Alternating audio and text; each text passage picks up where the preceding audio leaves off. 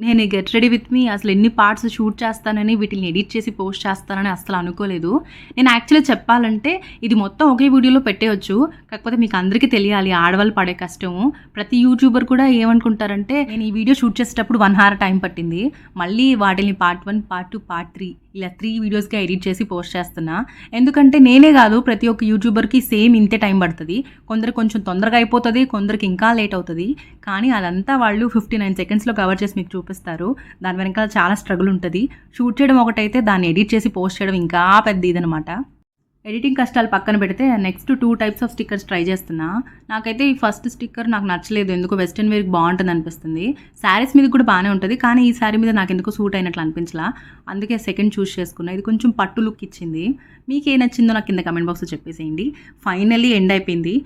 నాకెందుకో స్పెట్స్ పెడితే కానీ లుక్ ఫినిష్ అయినట్లు అనిపించదు. ఫైనల్లీ ఎండ్ అయిపోయింది 'గెట్ రెడీ విత్ మీ'.